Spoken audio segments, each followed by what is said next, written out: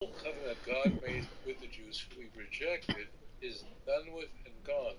He finally that he lays that out finally in a full sense, in the most famous sense, in Hebrews chapter 8, where he deliberately misquotes Jeremiah 31. Jeremiah 31 in context, verse 31, 32, 33, they're off by a verse whether you're using Hebrew Bible or a Christian Bible.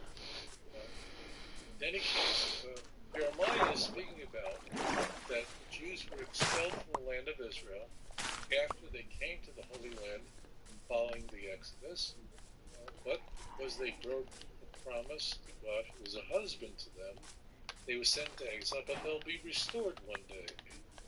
So said the Lord, who created the sun, illuminate the day, and the stars and the moon, illuminate the night. If these laws passed upon me, fucking the very idiot. foundations of the earth, How the fuck are you gonna do that line, will I Ashley? cast off the seed of Israel, Idiot. the seed of Jacob, who before me. But the Jewish people, the nation of Israel, will be restored back to the land. Falling back to the earlier chapter, Jeremiah 30, verse 3, the Jews one day would return. And once they would return, they would never be expelled again. See Amos chapter 9 as another example of this. So all Jeremiah is saying is that now the word covenant means what? Listen up, Kindle. The word covenant means a promise. It means a contract. It does not mean the way Christians use it as a new Torah or a New Testament or a new.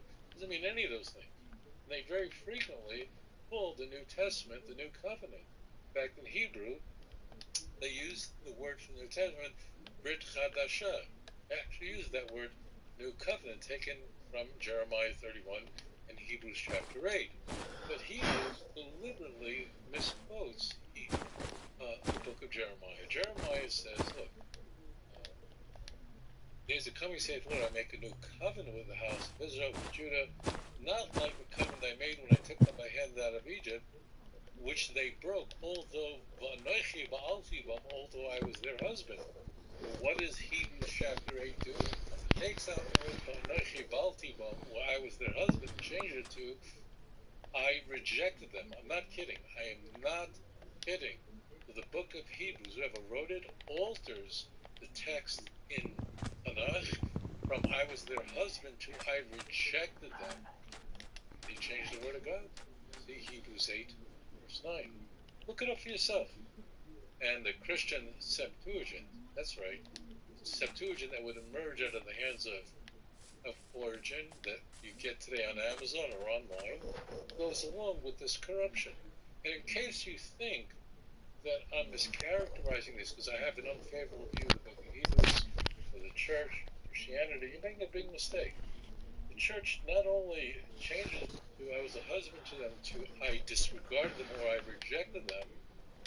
Look at the end of Hebrews chapter 8. The last passage is verse 13. What does it say there? Hebrews 8:13. So you know I'm steelmanning this. I'm not experimenting this. All that which is old, teeth. What does it say there? Hebrews 8:13. So you know I'm steelmanning this. I'm not experimenting this. All that which is old withers away and ultimately disappears.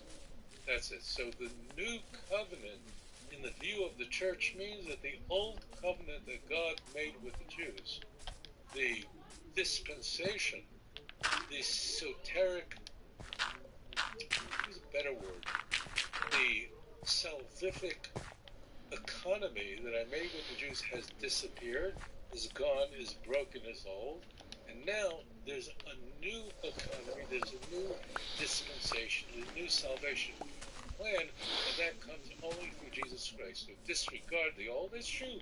In the old days, again, hearkening back to Hebrews 1:1. That's not hard to remember. Hebrews 1:1. In the old days, we went by the prophets, and now it's Jesus Christ. So therefore, Jesus has replaced everyone. He's greater than the angels. That's how Hebrews begins. Greater than Joshua, greater than Moses, greater than the Levitical priesthood. After all, he's the high priest in the order of Melchizedek. He's higher, higher, higher, higher.